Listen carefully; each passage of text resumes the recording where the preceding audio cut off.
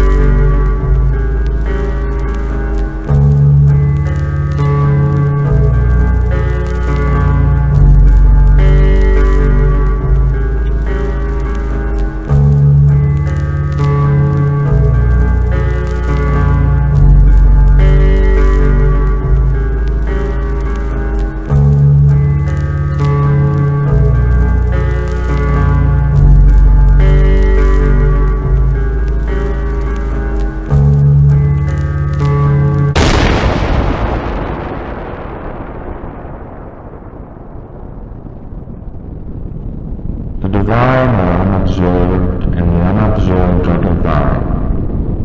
Unearthly beings described by man reside in that place unseen, clearer than air, and purer too. If man should reach that place unseen, would he become divine unobserved? To become invisible is to become hidden from Creator. To become invisible is to become left out of laws of nature. To become invisible is to become superior.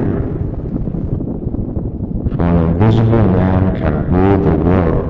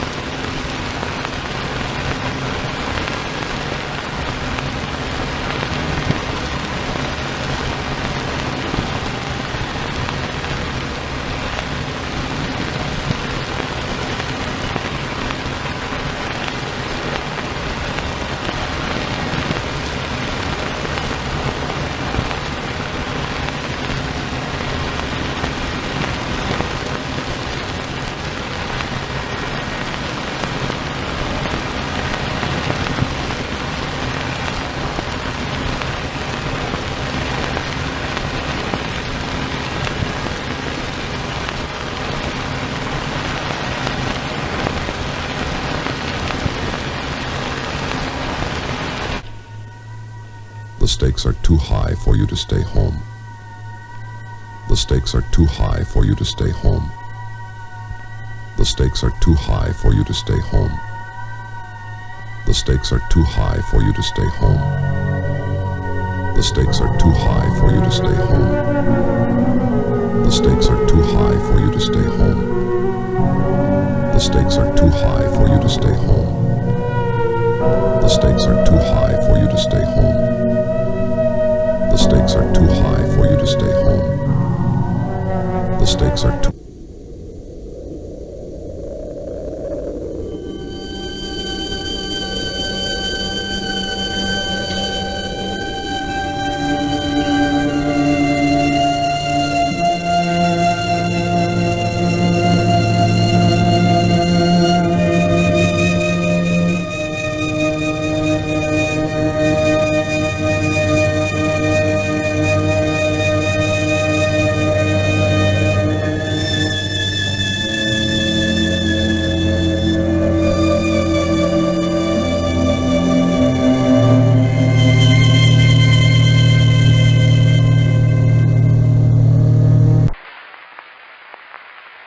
Island era orribile.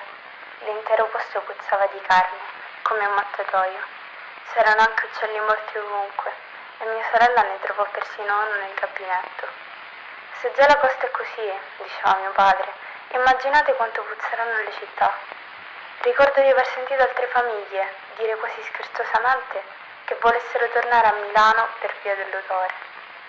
La mia famiglia aveva spruzzato profumo e acceso candele per tenere lontano il fetore, ma funzionava solo per un'ora o giù di lì, finché l'aria diventava di nuovo insopportabile. Le serate erano così calde, rimasi per lo più sveglia, anche se il resto della mia famiglia dormiva profondamente. Ricordo che guardavo fuori dalla finestra ogni notte e vedevo file di persone che venivano condotte alla Statua della Libertà dai funzionari. Se solo fossero saliti sul piedistallo, i funzionari se ne sarebbero andati e non sarebbe successo nient'altro. La mattina seguente però ci sarebbe stato un odore peggiore, come un mattatoio.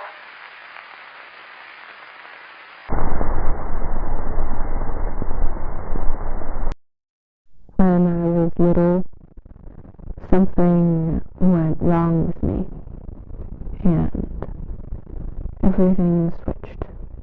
Even my parents. My new ones did not like me, so they left me. My foster parents did not like me either, so I was left at an orphanage. Some of my friends were better off, but many were left at the orphanage too. We loved each other. We stuck together until we were 18. Then we were separated. The military took the boys, and the doctors took the girls. They probably do not remember the tree anymore. Soon, I will not remember either. But I hope you will remember. Remember for me. When the tree changed me, I was not scared. At first, I did not know what was wrong with me. When my eyes adjusted, I was in a field of special trees. I was reminded of a story my ma told me. Alice in Wonderland. This was my Wonderland. I held myself close and looked up. The trees looked like they ended, but above them there were upside-down trees, and above those there were upright trees, like they were being reflected forever. The pattern repeated for as far as I could see. I looked down, and I thought I was on solid ground, but when I looked more closely, I was sitting on a thin, floating layer of dust. It smelled like baby powder. And through the dust, I could see the start of another tree. And below that one, there was another, and another, an infinity of trees. While I played with the dust, I heard distant footsteps. They grew louder and louder, Then there were bright flashes of light all around me. Out from these lights, hundreds of people ran out. One man came up to me and whispered, "The trees are not the trees." He had such sad, tired eyes. As he picked me up and put me on his shoulders, he said, "You could be her. Anyone could be her. I promise I will not leave you." There was a bright flash, and we were in another field. He was sitting in front of me with his hands out. Another flash, and we were both running past through the woods. Another flash, and we were both lying on the ground, looking at infinity. Every few seconds there was a flash, and we would be doing something else. Again, and again, and again. Over and over and over. It would not stop. It felt like forever. Years of flashes. I was so angry at first. But soon I had those sad, tired eyes of his too. We were so sad and tired. Every now and then we would flash to another layer of dust, above or below, who knows. But we would always see the climbers. I think there were people who tried to climb the trees while they were flashed around. They were stretched and burnt. Maybe the dust was the people that fell. The man was always with me. He kept me safe the whole time. It must have been years. It felt like 500 years. I named him Everett. He was always there. He never left me. Everett was my best friend. Then, on one random day, no time, one random time, all the trees bent, and a flash brought me back to New York. All my friends were around me, but this was another New York. I did something wrong, and I lost Everett. I ruined everything. I should have stayed home that night. Why did I not stay home? I lost everything. For me and my friends, I ruined their lives. I will not tell you about the orphanage. It was a hard time. I will keep memories of the orphanage to myself. They do not matter to you. When I was 18, I left the orphanage. I looked for my new parents. They were not together anymore. My new pa died from a broken heart, and my new ma lived all by herself. She did not let anyone into her house anymore. All because of me. I wanted my old parents back. I went to the Rockefeller Center for an answer. The tree stood at the top of the plaza, above everyone else. I was never supposed to visit again, but I did, and I spoke to her. At first, I could not understand her. Her voice was like a breeze behind my eyes. It was cold, and I could not move. But soon, I could understand. She said that I had to be ready to exchange one life for my own. She understood that I wanted to go back home, to my New York. She said, come back in 3 years. And I did. I waited. 1,095 days. I returned 3 years later. At first, I could not understand her. Her voice was like a breeze behind my eyes. It was cold, and I could not move. Eventually, I could understand. She said that I had to be ready to exchange one life for my own. She understood that I wanted to go back home, to my New York. She said, come back in 3 years. And I did. I waited 1,095 days. I returned 3 years later. At first, I could not understand her. Her voice was like a breeze behind my eyes. It was cold and I could not move. But eventually, I could understand. She said that I had to be ready to exchange one life for my own. She understood that I wanted to go back home, to my New York. She said, come back in 3 years. And I did. I waited 1,095 days. While I waited, I met a man. He was a very important man, a secret agent. He followed me everywhere. One day, I found him waiting inside my house. He told me that he was here to monitor me. No, to watch and protect me. But he had fallen in love with me. No one else liked me. So we took each other. We grew close. Leonard loved me. I loved him too. Together, we had a baby boy. I named him Everett. Little Everett was inside for 9 months when I saw the tree again.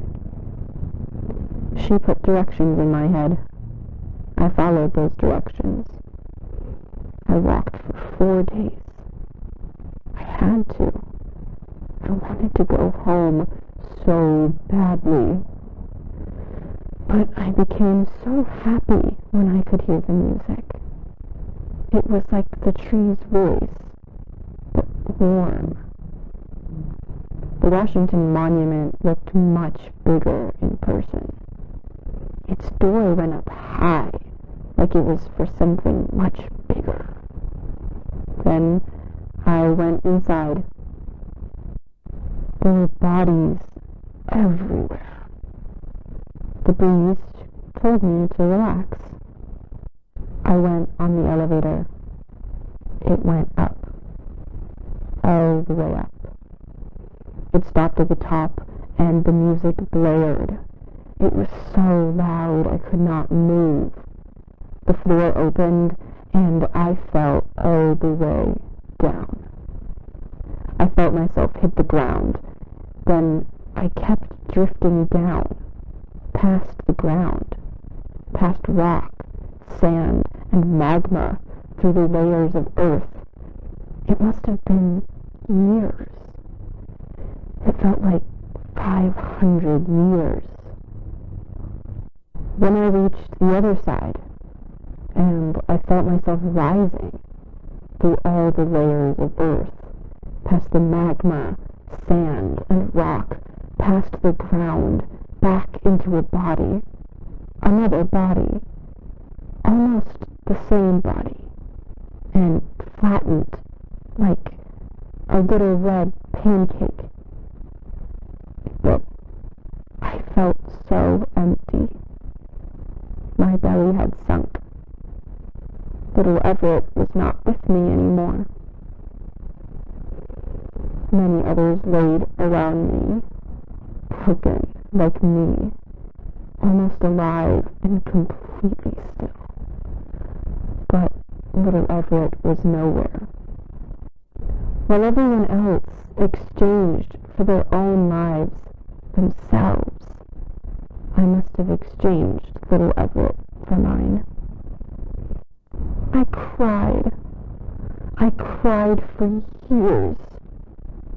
And we all bled into the ground for years.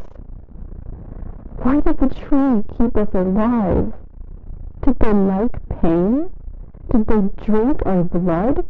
Was there any reason for any of it? I lost little Everett. He had no say.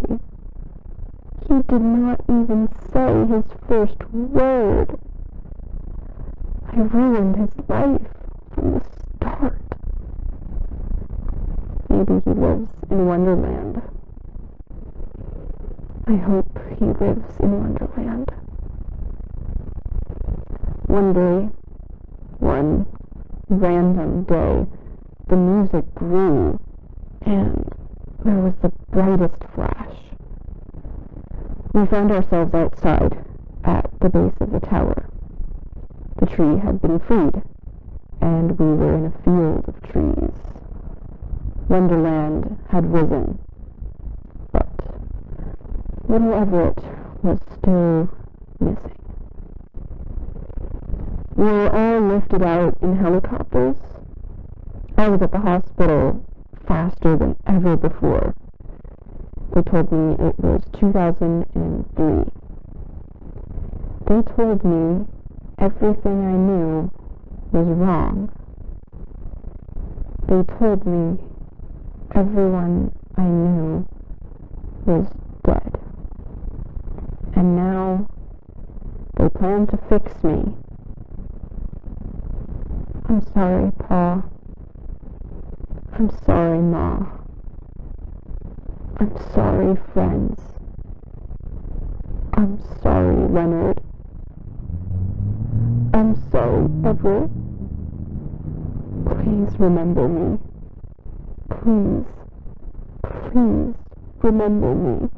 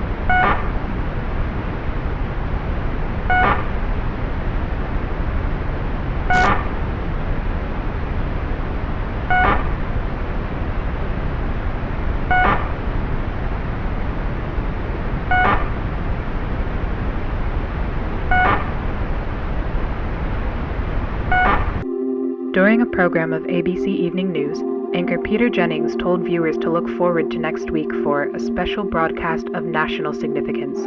Jennings would continue to remind viewers of the special broadcast over the next 7 nights, even referring to it at one point as the most unprecedented announcement in recent history.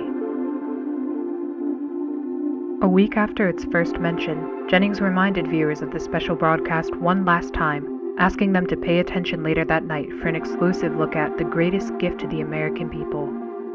Due to the anticipation built over the week, over 60 million Americans tuned into ABC, waiting for the evening news to end and for the special broadcast to begin. There were countless theories as to what would occur, from the announcement of alien life to the declaration of an all-out nuclear war. Speculation was brewing intensely. Once the evening news program ended, a black screen with a 10-second countdown commenced with the title Dean Democracy. Some viewers, so terrified of the threat of nuclear war, reportedly experienced nervous breakdowns and ran down the street, declaring that Dean Democracy was the code name for an all-out nuclear holocaust. Yet once the countdown ended, all fears were soon replaced with tears of joy and an excitement not seen since the end of World War II.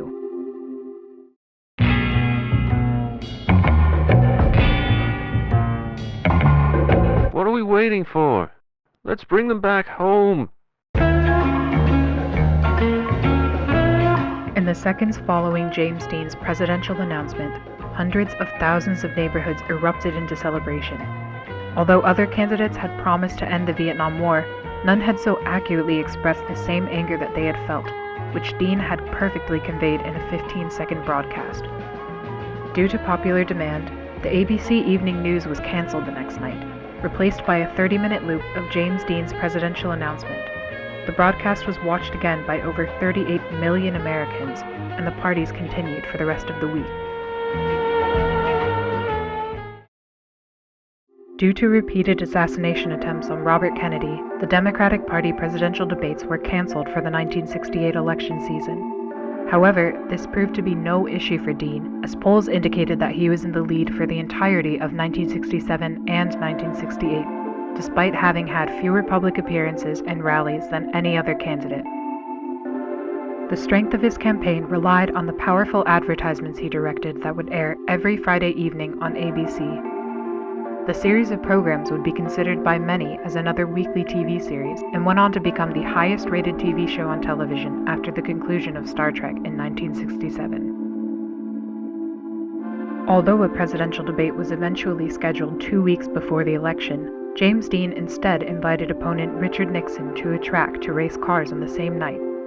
Although reluctant at first, Nixon eventually agreed and went to spend the entire day with Dean, reportedly even telling the actor, "To hell with it, I'm voting for you. You're already a better president than I'll ever be." This statement, although only a rumor, would spread like wildfire in tabloids and permanently curbed Nixon's chance for victory. On the morning of November 1st, 1968, 4 days before Election Day, anti-Dean groups hijacked radio channels and told civilians they were fed up with James Dean and that television was ruining American youth. After the broadcast, the groups went on to cut hundreds of power lines in the southeast, effectively preventing any of Dean's presidential ads from reaching any household below Tennessee. Dean quickly heard of the incident and, despite the risk of an assassination, flew down to the south and quickly went to work with local electricians to repair the broken power lines. James Dean would be met with a supportive crowd, primarily younger voters who were eager to see a younger face back in the White House. Elderly white conservatives, often the parents of the younger supporters, remained in their houses and occasionally peered through their window blinds to catch a glimpse of the handsome candidate. Although it wasn't known to Dean at the time, hate groups in the South had perpetuated the idea that he was Satan in disguise, and cited his good looks and his love for jazz as being clear signs of the devil.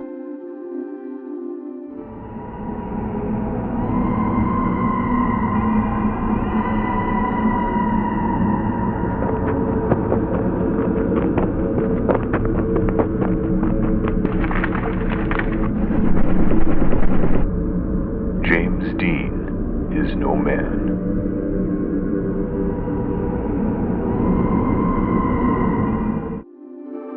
Elderly white conservatives in the Southeast would be the only demographic unfazed by his campaign, yet Dean continued to travel from state to state, repairing power lines for 4 days straight until the very morning of the election. On November 5th, 1968, James Dean received 75% of the popular vote with 395 electoral votes. Nixon congratulated Dean in a phone call the following morning, but Dean refused to acknowledge the win and instead asked to race cars again at the track.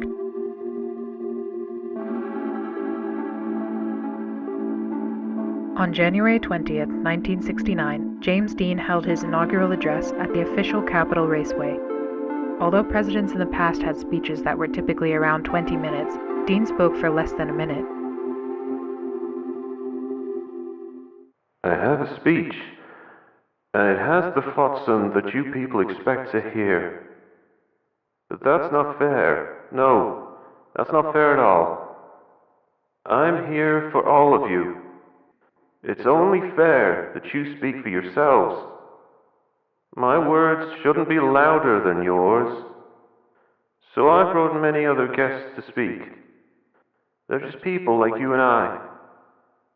In the same time that many other presidents have spoken by themselves, America will speak. Thank you.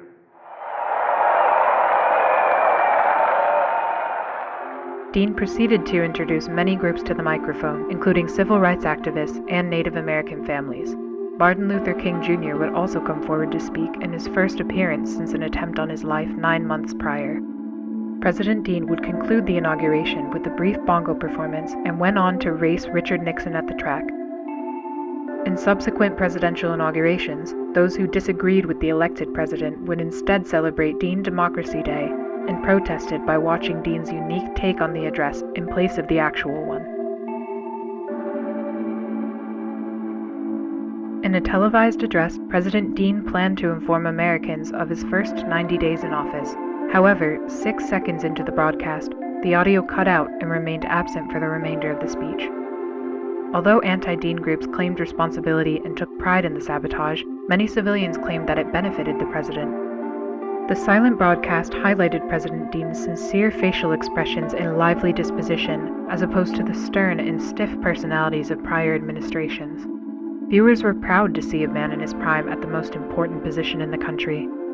Ironically, President Dean's popularity grew after the technical difficulty, and film director Stanley Kubrick went on to call the broadcast the greatest silent film ever made.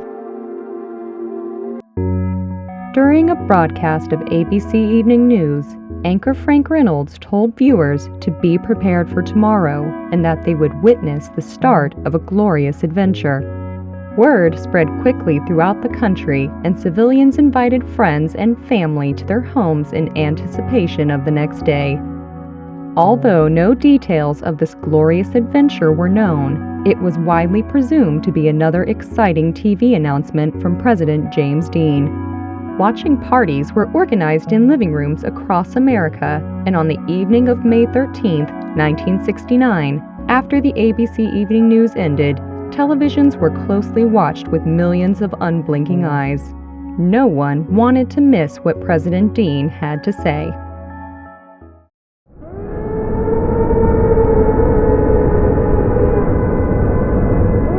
James Dean's America is hell. But you still don't believe us. You'll hear the truth from James Dean himself.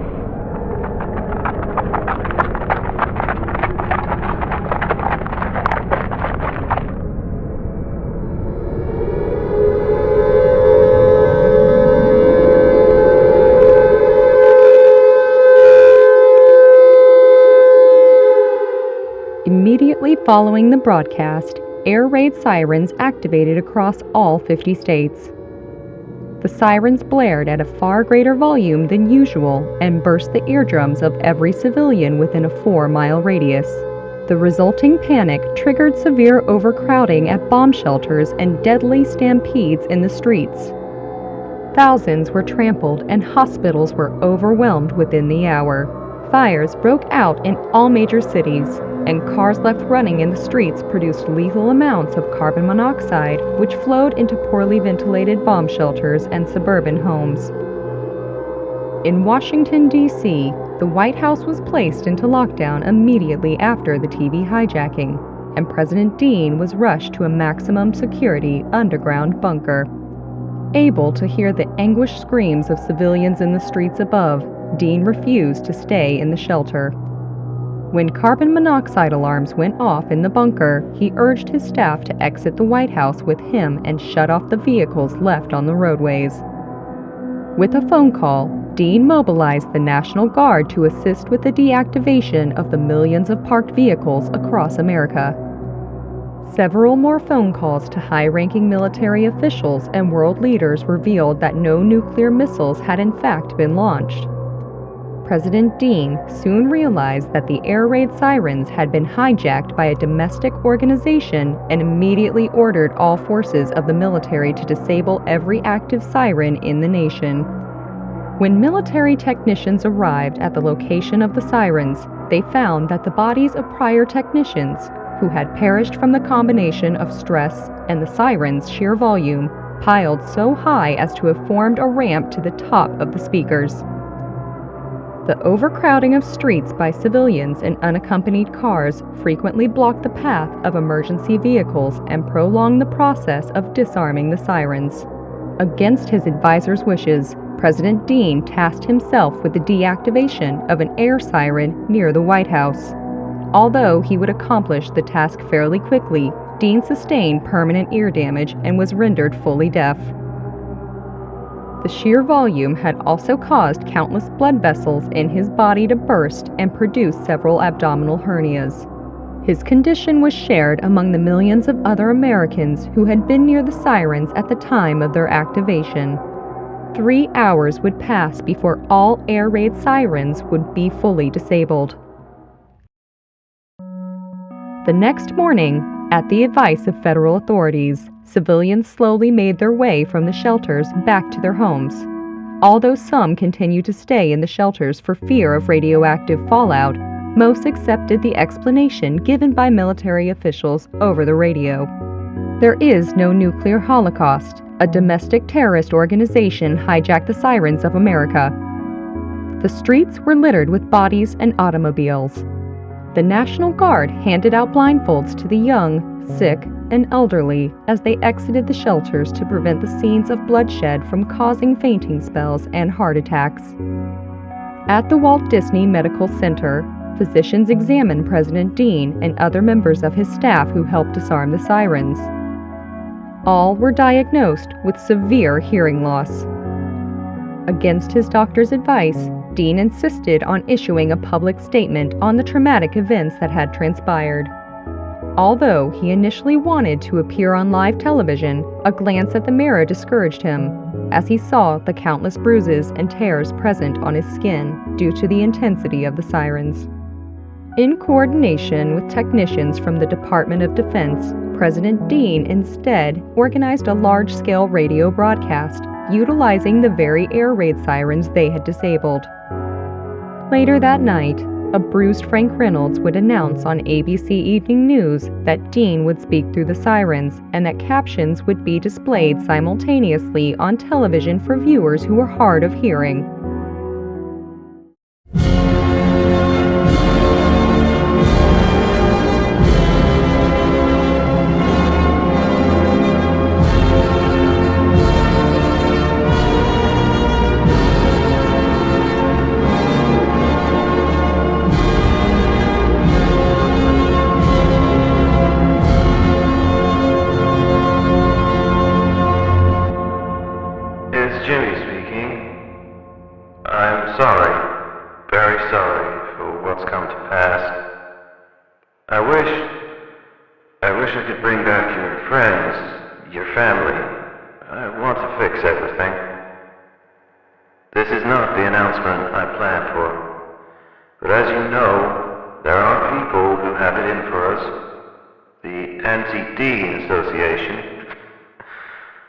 They hijack our systems. They hurt people. The Anti-Dean Association is an anti-American association. I want you to keep an eye out for them. They will not be hard to find because they are very proud of their silly ideas. Find them and bring them to your local authorities. We'll make things right. We have places for people like them. This is Jimmy, signing off.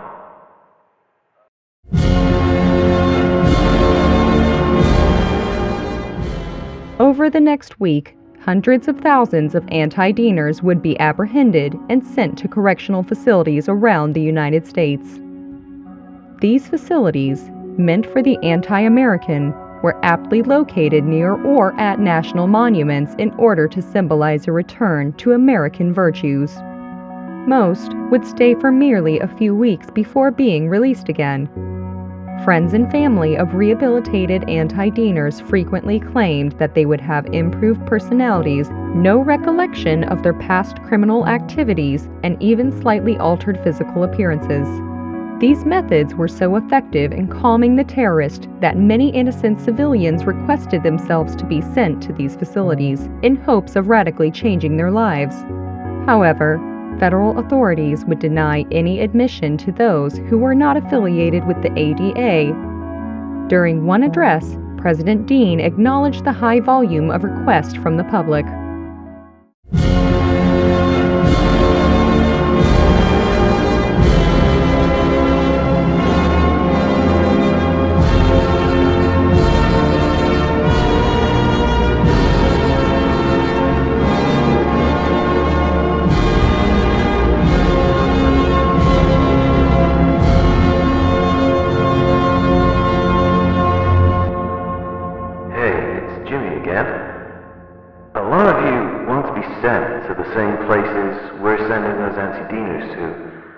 I get it. Those who come out of these places, they'll clean as a whistle.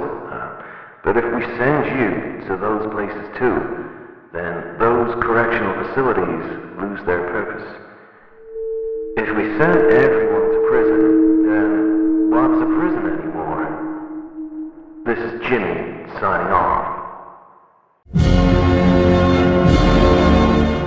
On the morning of May 22nd, 9 days after the disaster, President Dean received a state-of-the-art hearing implant from Maze Machines, an up-and-coming tech company.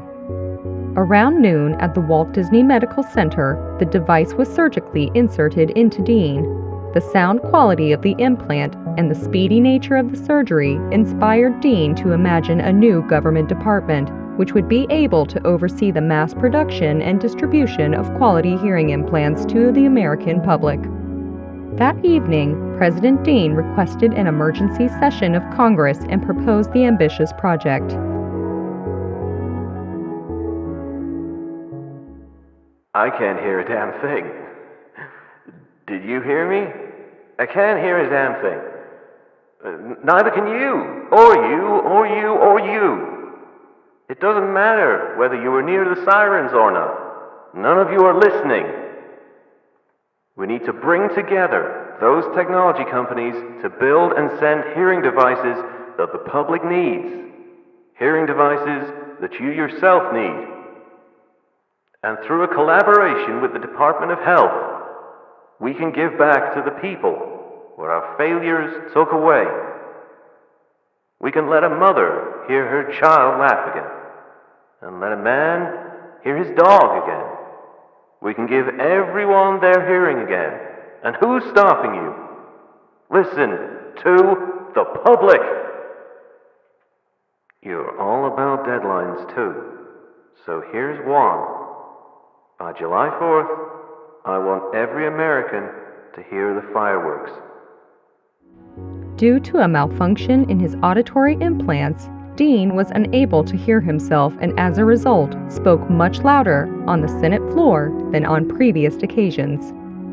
The volume of his speech, which greatly amplified his compassion for the American people, profoundly affected the senators, and in the early hours of May 23, 1969, after 10 hours of discussion, the Department of Technology was approved. It was the fastest an executive department had ever been established. By May 27th, all persons with hearing loss attributed to the anti-Dean disaster would be eligible for the surgical implantation of a hearing device free of charge. Mass operating rooms would be established throughout the U.S., able to house over 1,000 patients at once. The use of surgical androids was approved on June 6th, which increased the number of surgeries performed per day over 250%. Once all victims had been treated, those with deafness unrelated to the disaster also became eligible for the surgery. On July 4th, it was announced that there was no incidence of severe hearing loss in the country. The United States was the first nation in the world to eradicate deafness. The achievement had been expected for some time since its first mention during Dean's congressional address.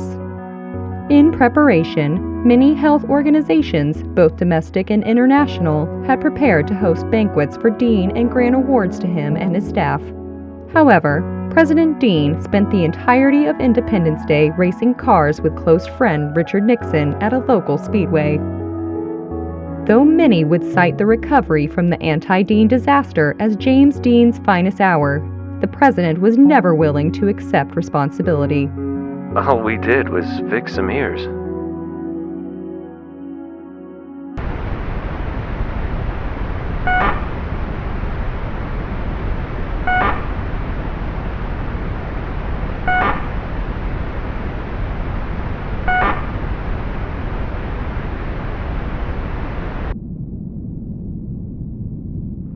Members of the U.S. Consumer Product Safety Commission wanted to know about the mandatory recall of all personal computers. Personal computers may pose a risk to American lives and infrastructure. Properly dispose of your computer at a local hazardous site collection center. Your safety is of the utmost importance to us.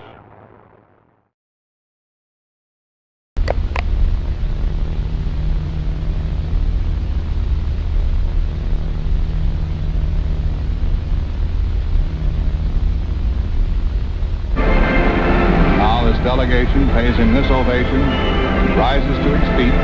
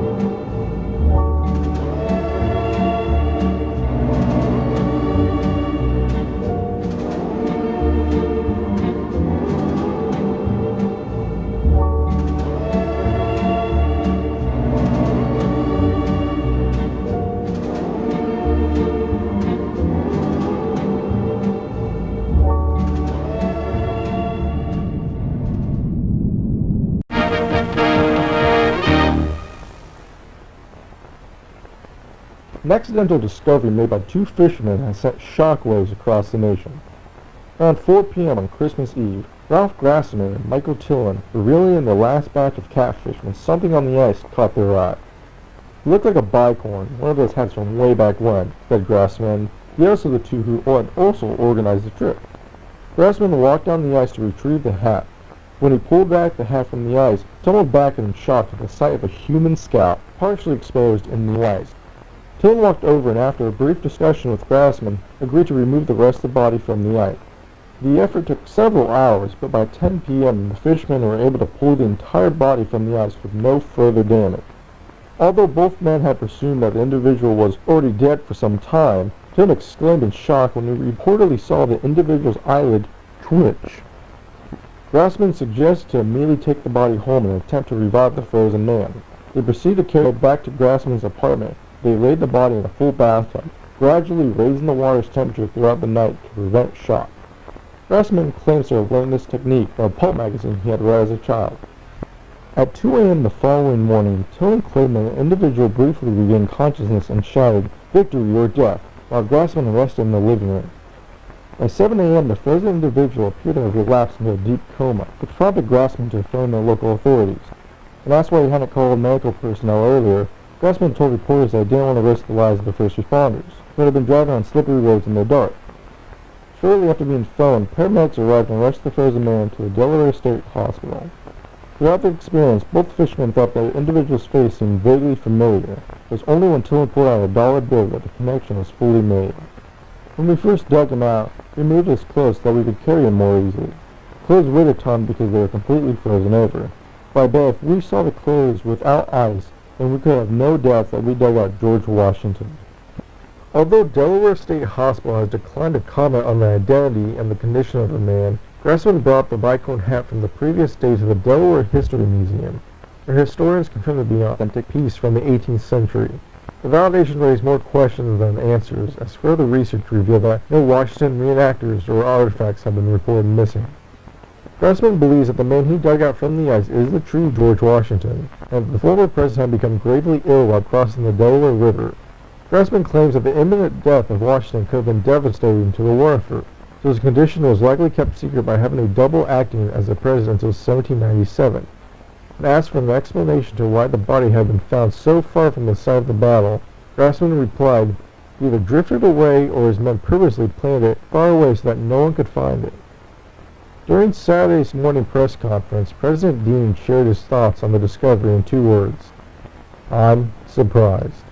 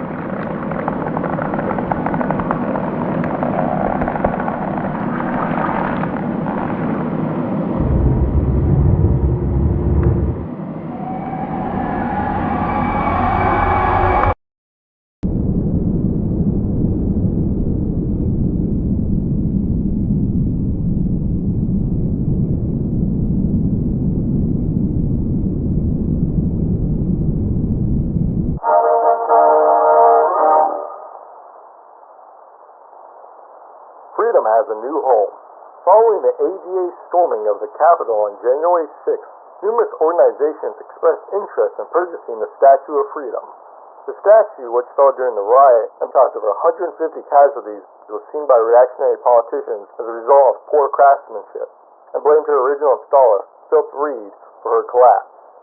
Reed, an experienced architect and enslaved man at the time of Freedom's assembly, this has become the latest in a series of historical figures demonized by the ADA.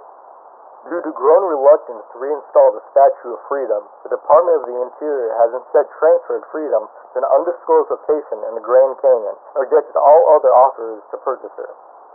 When asked why the statue had been sent to the Grand Canyon, President Dean replied, "The rocks won't shoot her down." About a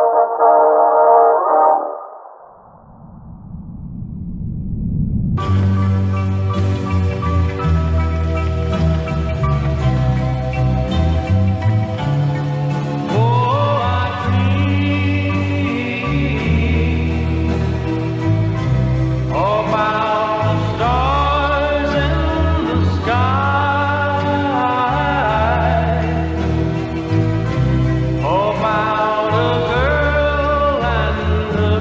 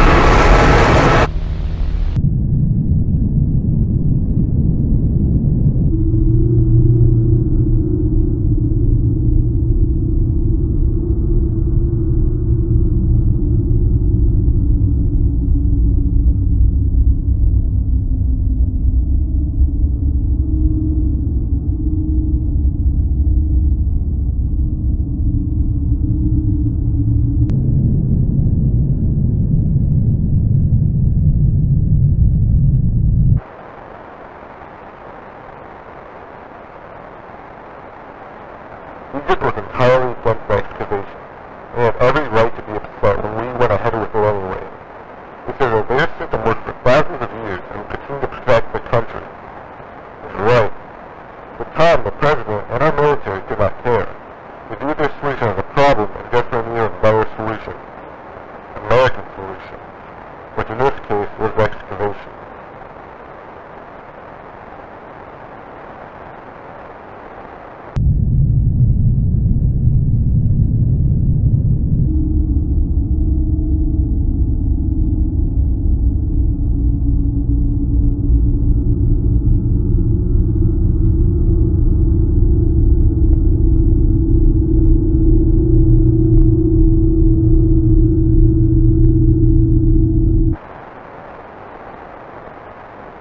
Once the pyramids were classified as TFMDs by the U.S., the excavation was inevitable. TFMDs have been acknowledged by the UN Security Council as the single most dangerous threat to humanity. Of course, this was before climate change and mankind was classified as TFMDs under the new administration. At the time, it meant that the pyramids required immediate action.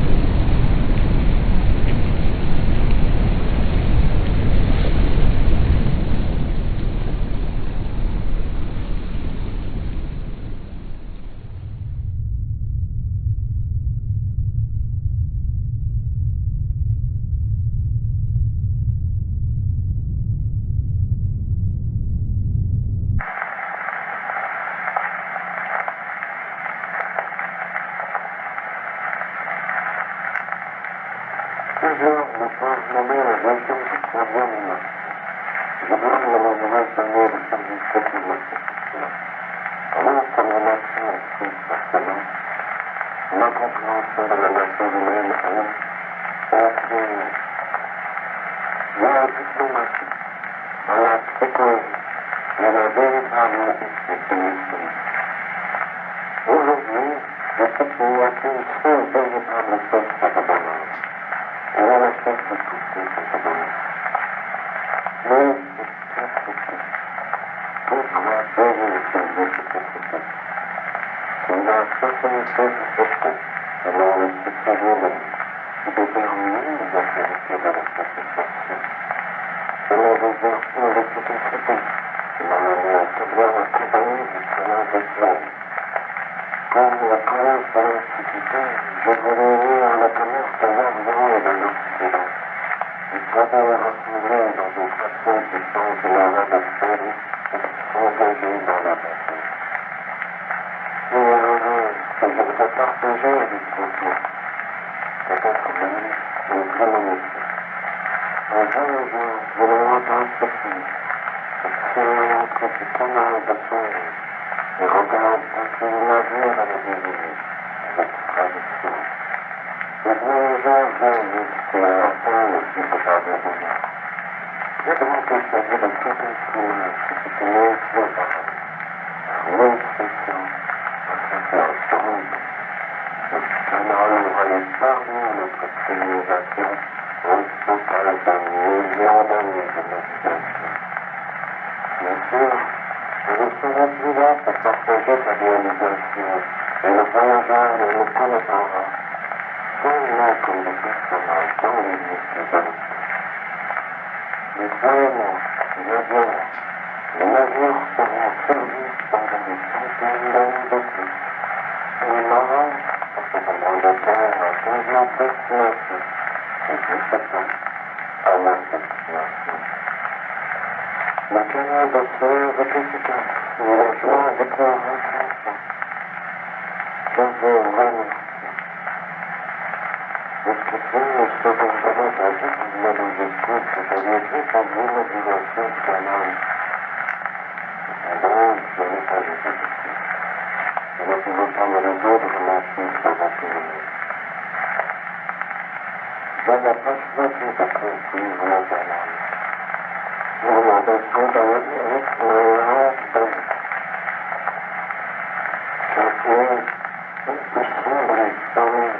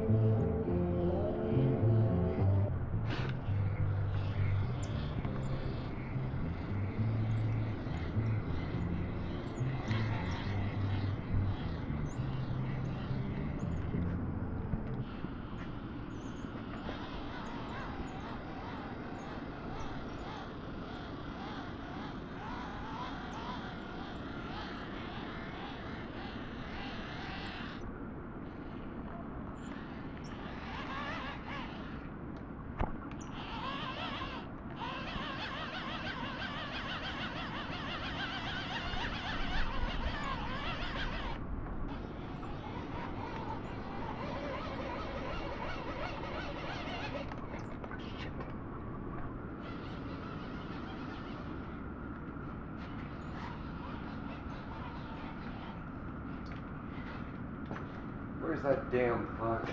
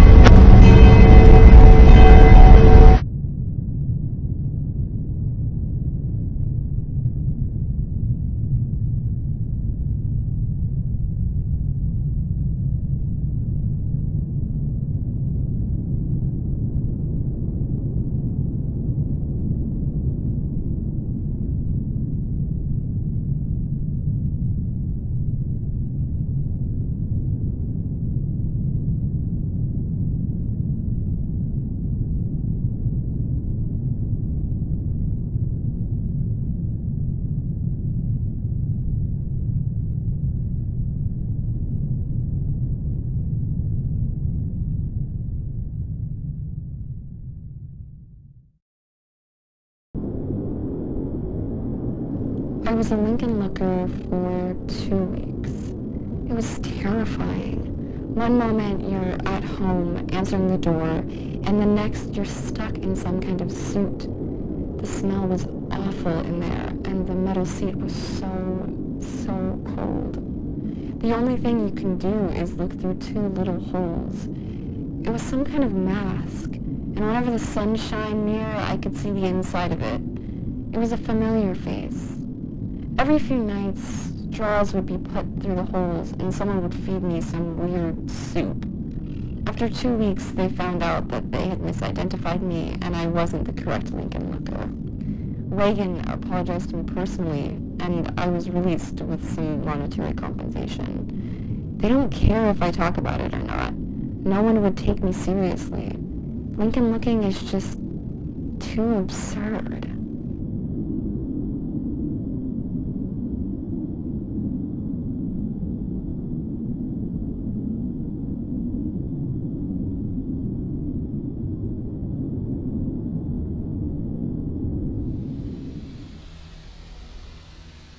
There's always that someone that we dislike more than everyone else. Not usually famous or important, but they've done something that's affected us personally. Often you're the only person who remembers this act. It may not have been that bad, but memory hurts. Everyone experiences this, and the president is no exception. Except he can do something about it. Every president can choose one person to be a Lincoln Looker. After their alibi is fabricated, the person is abducted from their home, and they stay a Lincoln Looker for as long as the president sits in office. Nobody can question his decision, and there's no trial. You might be surprised, but it's nothing new. It's been a tradition. Lincoln Lookers have been around for a very long time.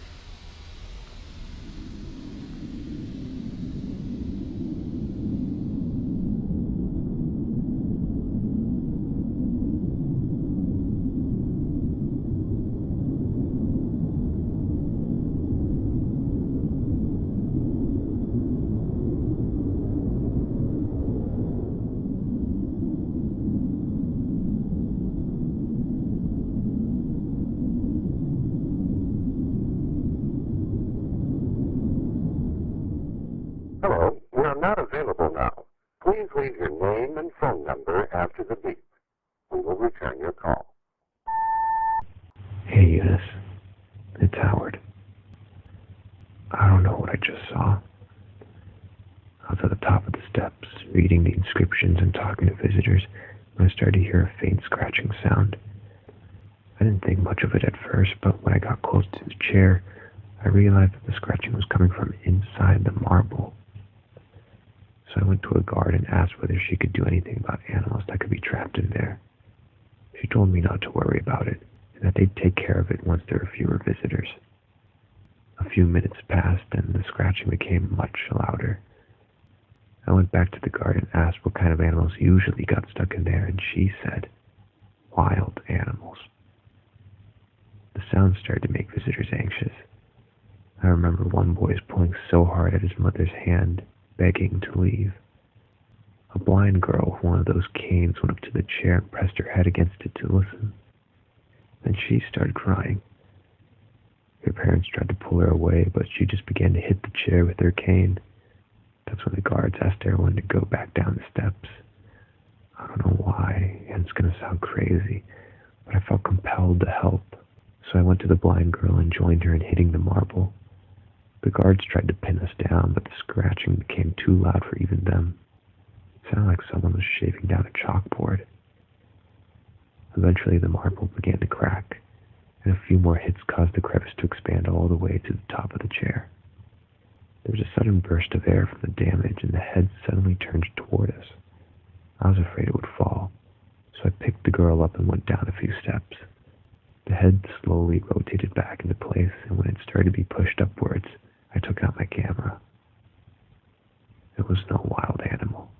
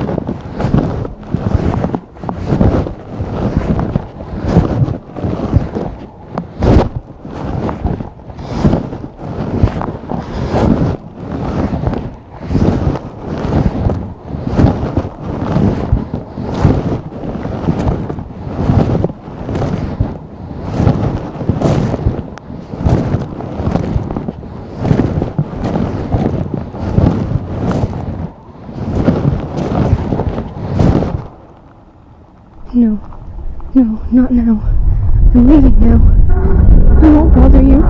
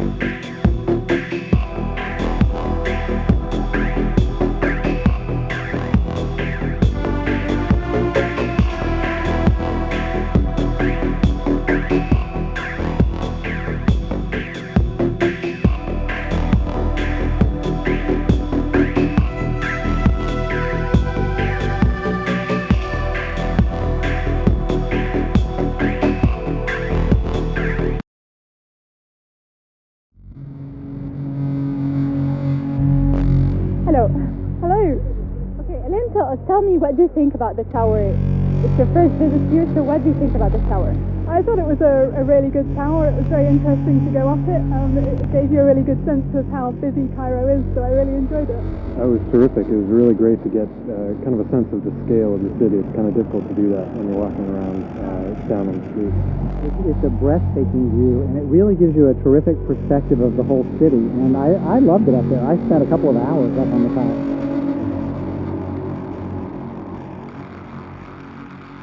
Due to evacuations around the Suez Canal, millions traveled to Cairo in search of housing. In response to this migration, many building capacity limits for popular attractions were inflated. The Cairo Tower, one of the tallest buildings in Egypt, had its own recommended capacity limit increased from 700 persons to 1,000. On the evening of April 16, 2021, upwards of 1,200 visitors toured the Cairo Tower at once. Although concerns of overcrowding had been raised by several staff members, the building manager dismissed their comments. Since the Suez Canal crab would be passing by later in the evening, he also encouraged visitors to enter the upper levels of the tower, as that would provide a better vantage point. At 8 p.m., the Suez Canal crab was observed to have turned toward the Cairo Tower and proceeded to approach. Despite an alert sent out by the Egyptian government for civilians to immediately vacate structures in the crab's path, most visitors ignored the warning and stayed on the upper levels of the Cairo Tower as it came near. At 8:15 p.m., the Suez Canal crab was seen to have stumbled, and in an attempt to regain its balance, crashed into one side of the Cairo Tower, killing over 200 people. The resulting tremors that traversed the building damaged its staircases and elevator systems beyond repair. The cascade of shipping containers from the Ever Given, knocked forward by the momentum of the initial stumble, lasted for over 2 minutes, as an estimated 800 containers broke from their locks and pushed forward an additional 1,000 containers. As all 1,800 containers tumbled down through the building, the structural integrity of the Cairo Tower rapidly diminished.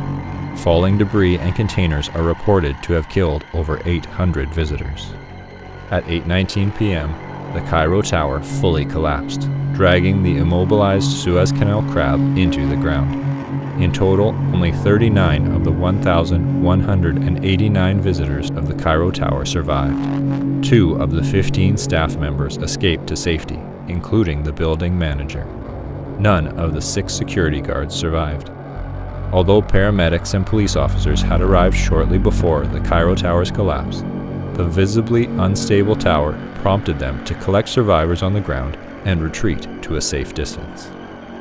At 8:41 p.m., a hazardous waste collection team and soldiers of the Egyptian ground forces arrived to contain survivors within mobile quarantine chambers. Due to fears of a potential contagion contracted from the Suez Canal crab, all civilians in the vicinity were placed in quarantine under the authority of Egypt's military in collaboration with the Ministry of Health.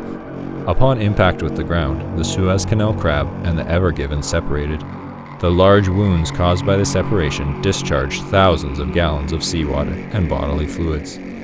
The hazardous waste collection team and soldiers attempted to plug the gushing lesions. However, survivors report that their efforts were mostly futile due to the team's inability to stay standing on the slippery ground. With the number of accidental falls among the troops on the increasingly wet ground, the Egyptian army diverted its focus from closing wounds on the Suez Canal crab to evacuation efforts. By midnight, the civilian population within a 3-mile radius of the fallen Cairo Tower had been completely evacuated.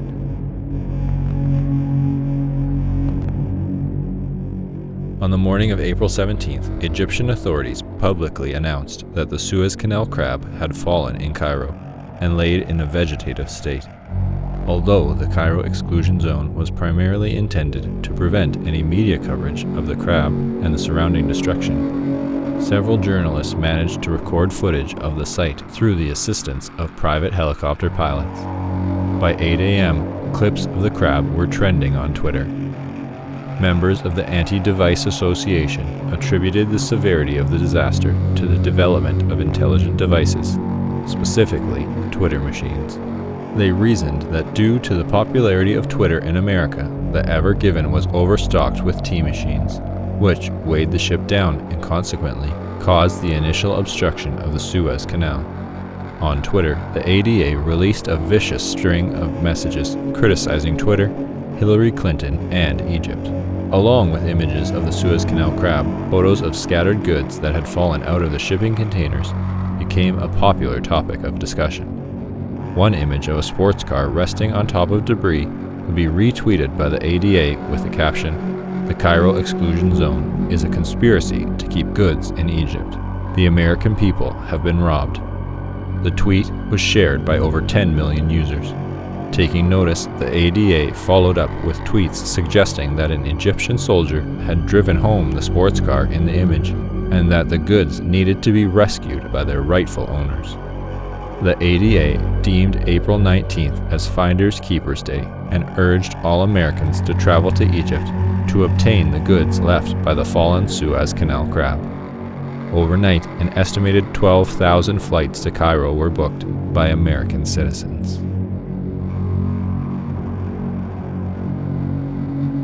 Although a few trespassers had been apprehended in the Cairo exclusion zone, officials did not foresee any further disruptions at the site.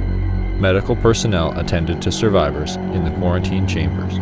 Soldiers cleared rubble and attempted to control the spread of the Suez Canal crab's bodily fluids. By 5 a.m. on April 19th, approximately 20 million gallons had been contained through aerial drops of sawdust and an extensive effort to mop the premises. Although several officials discussed a plan to lay down military-grade mats to enable the hazardous material collection team to walk up to the crab for closer analysis, it was ultimately decided that no further action would be taken until the following evening, as it was believed that the midday sun would evaporate most of the fluid. At 12 p.m., over 12,000 Americans gathered in front of the gated entrance of the Cairo exclusion zone. 4,000 Egyptian police officers and soldiers stood behind the perimeter to guard the exclusion zone from trespassers. At 12:03 p.m., violence erupted when an American shot a police officer in the face. Consequently, tear gas was used on the raging mob. Tanks and heat rays arrived shortly afterwards to deter any trespassers. However, by 12:10 p.m., the front entrance gates of the Cairo exclusion zone collapsed from the force of the charging crowd. Informed of the approaching Americans, medical personnel and survivors at the epicenter began to vacate the premises. By 12:43 p.m., the first Americans were seen by officials at the epicenter. Although the wet ground was expected to significantly slow their approach, several citizens had arrived earlier than anticipated since they had utilized car hubcaps to slide quickly across the ground. With no law enforcement at the scene, the American citizens began to collect fallen goods and pry open shipping containers. Popular goods included furniture, firearms, processed food, tea machines, bars of gold, automobiles, and designer clothing. As Americans continued to arrive at the epicenter, more injuries from accidental falls were observed. Concussions and broken arms were the most common injuries during the initial break-in. At 1 p.m., several fights broke out over a Ford pickup truck that had rolled out from a container and crushed a family. 3 aggressors were shot by a man who had found a rifle. The conflict fueled an unpleasant atmosphere, with more instances of gun violence as time went on. One notable incident saw the discovery of a container of firearms by a group of young children. The accidental firing of an automatic weapon by one child prompted the intervention of their parents and other adults. The resulting verbal argument escalated quickly and broke out into a full-scale gunfight with over 14 armed subjects, including the children. Another fight erupted after the discovery of a deluxe barbecue grill, which 13 Americans had simultaneously called dibs on when the item was pulled out of a shipping container. All 13 Americans died from gun-related wounds. When the last wave of the 12,000 Americans had entered the epicenter, overcrowding ensured that the accidental fall of one individual would trigger a continuous series of additional falls. Without any open space for the midday sunlight to reach the wet ground, the bodily fluid had no time to evaporate, and the number of falls steadily increased. At around 1:30 p.m., one of the posterior legs of the Suez Canal crab twitched and incited panic in a nearby crowd. As Americans attempted to flee, many fell on the slippery ground and were trampled by those rushing behind them. By 1:33 p.m., the screams of the panicked crowd had reached a deafening volume, reportedly being heard over 5 miles away.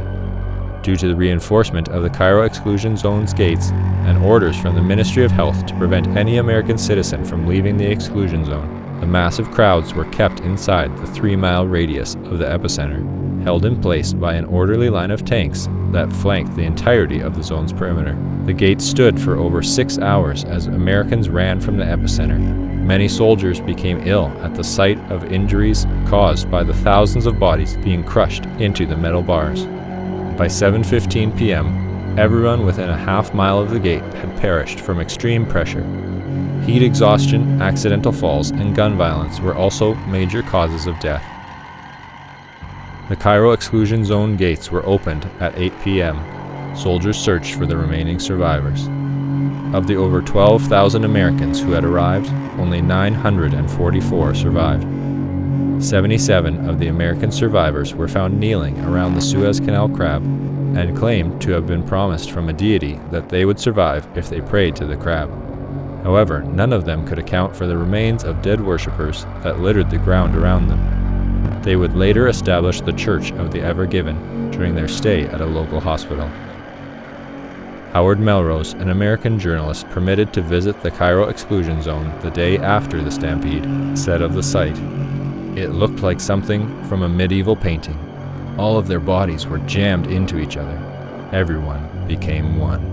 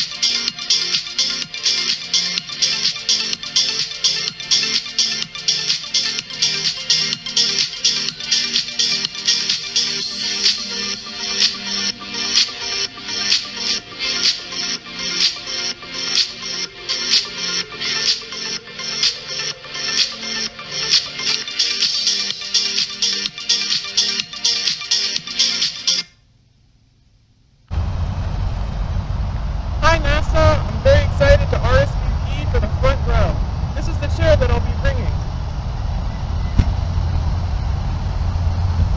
I picked this chair because I take it on camping trips every year with my dad when we go on road trips around the U.S. I'm so excited to be joining you. And just for further proof, I'm close too. 10, 9, 8, 7, 6, 5.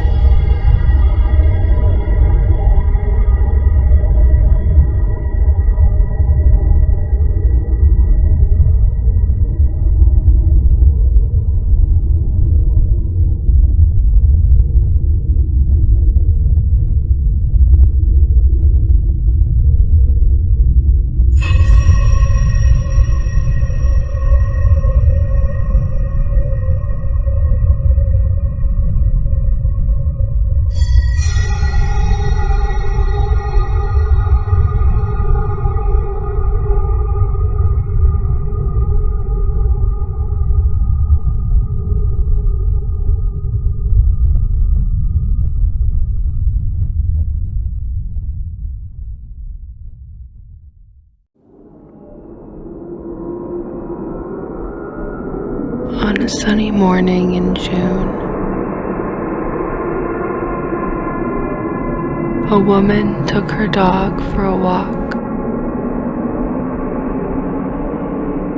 They went to the grassy field behind their neighborhood.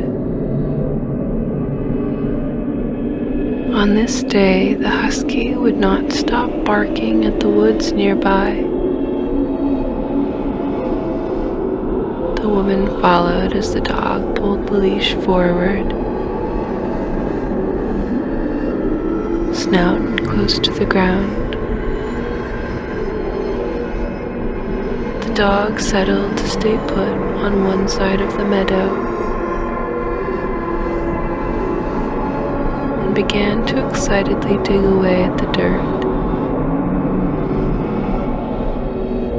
As she tried to stop her pet from tearing out more grass, she noticed a video camera in the pit the dog had dug.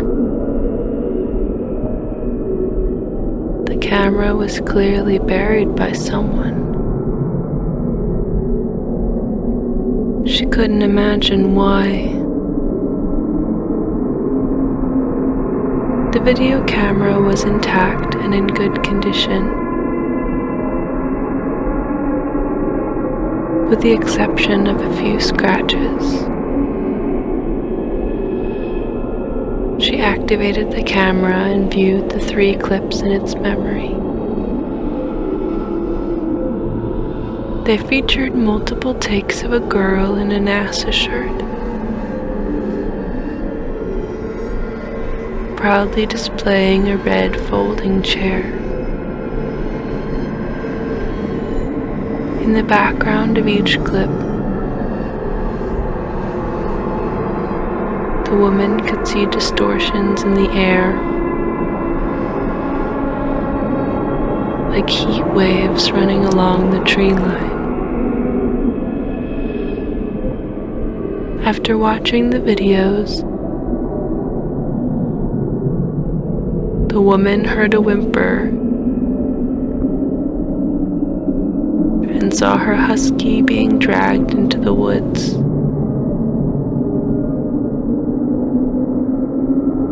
She told police that the 2 invisible men in the footage were responsible.